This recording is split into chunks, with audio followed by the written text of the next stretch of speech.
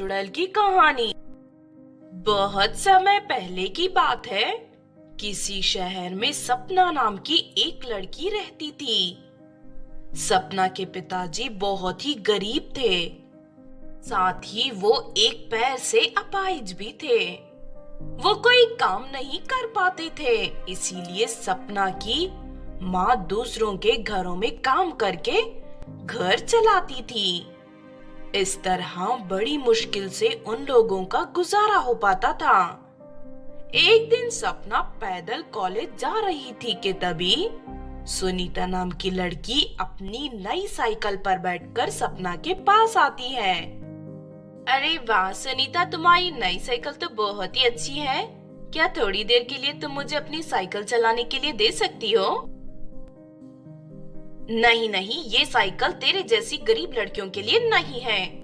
ये साइकिल मुझ जैसी अमीर लड़कियों के लिए बनी है। ये तुम कैसी बातें कर रही हो? साइकिल तो साइकिल होती है, इसमें अमीरी और गरीबी कहाँ से आ गई?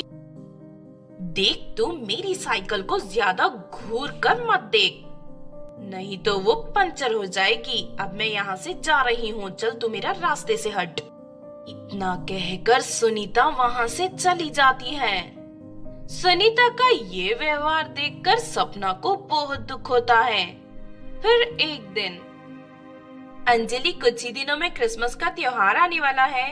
मेरे पिताजी तो मुझे बहुत सारी ड्रेस खरीद कर देने वाले हैं। ये तो बहुत अच्छी बात है, लेकिन मैंने अपने पिताजी से नई ड्रेस के साथ साथ तुम्हारी साइकिल की तरह एक नई साइकिल भी खरीदने के लिए कहा है। अरे सपना, इस बार तुम क्रिसमस पर अपने पिताजी से क्या मांग रही हो? अरे इसके पिताजी बहुत ही गरीब हैं, साथ ही एक पैर से अपाहिज भी हैं। वो भला इसे क्या खरीद कर दे सकते हैं? ये तो हर साल की तरह वही अपने फटे पुराने कपड़े पहनकर घूमेगी। फिर दोनों सपना के ऊपर जोर जोर से हंसने लगते हैं। इस तरह सपना की गरीबी का मजाक उड़ाकर सुनीता और अंजलि वहां से चले जाते हैं। अपनी बेइज्जती होते देख सपना को बहुत बुरा लगता है और वहां एक पेड़ के नीचे बैठकर रोने लगती है। लेकिन तभी उस पेड़ के ऊपर रहने वाली चुड़ैल ये सब देख लेती है। उसे सपना पर बहुत दया आती है। फिर एक रात अपने कमरे में उदास बैठी सपना क्रिसमस के बारे में सोच रही थी।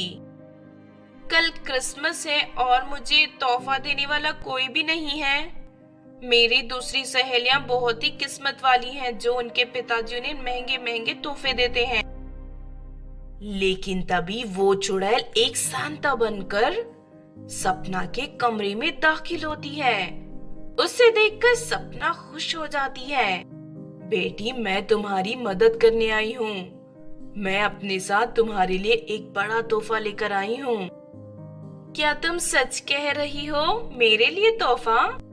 हाँ, तुम्हारा तोहफा तुम्हारे घर के बाहर रखा है। मेरे जाने के बाद तुम उसे ले सकती हो।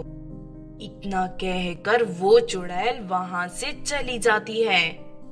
उसके बाद सपना दौड़कर घर के बाहर जाती है। तभी उससे सामने एक नया स्कूटर और उसके ऊपर ढेर सारे नए नए ड्रेस रखी हुई दिखाई देती हैं। ये देख सपना खुशी से नाचने लगती है। अरे वाह, एक नया स्कूटर और इतने सारे सुंदर सुंदर ड्रेस। फिर अगले दिन सपना अपनी स्कूटर पर बैठकर बाहर घूमने जाती है। उसे देख सुनीता को बहुत जलन होती है। अरे सपना, तुम्हारा नया स्कूटर तो बहुत ही सुंदर है। तुम्हारे पास ये स्कूटर कहाँ से आया? कल रात मेरे घर पर एक सांता आया था, उसने मुझे ये स्कूटर दिया है। अरे वाह, तुम तो बहुत ही लकी हो। क्या तुम मुझे अपना स्कूटर चलाने के लिए दे सकती हो? हाँ हाँ, क्यों नहीं, तुम जितनी मर्जी मेरा स्कूटर चला सकती हो। सपना की उदारता देख सुनीता को सपना के साथ किए गए व्यवहार पर बहुत ही शर्म आती है और वो उससे माफी मांगने लगती है। सच में तुम्हारा दिल बहुत ही बड़ा है। मैंने आज तक तुम्हारे साथ बहुत ही बदतमीजी से बात की है। प्लीज उसके लिए मुझे माफ कर दो। कोई बात नहीं, तुम्हें तुम्हारी गलती का एहसास हो गया, मेरे लिए यही काफी है। उसके बाद दोनों सपना के नई स्कूटर पर बैठकर घूमने जाते हैं। इस तरह थोड़े ही दिनों में दोनों पक्के दोस्त बन जाते हैं। उधर दूसरी तरफ पेड़ पर रहने वाली चुड़ैल हमेशा सपना की मदद करती रहती है और उसे कभी किसी चीज की कमी नहीं होने देती। इस तरह सपना की जिंदगी खुशियों से भर जाती है और वो हंसी खुशी अपने माता पिता के साथ रहने लगती है। तो आपने देखा दोस्तों सांता चुड़ैल की कहानी। इस कहानी से हमें ये सीख मिलती है कि हमें कभी भी अपनी अमीरी का घमंड नहीं करना चाहिए। अगर ये कहानी आपको अच्छी लगी हो तो जरूर लाइक करें और हमारे चैनल छोटू टीवी को सब्सक्राइब भी कर लें। और हाँ दोस्तों, हमें कमेंट करके जरूर बताना कि आपको कहानी कैसी लगी।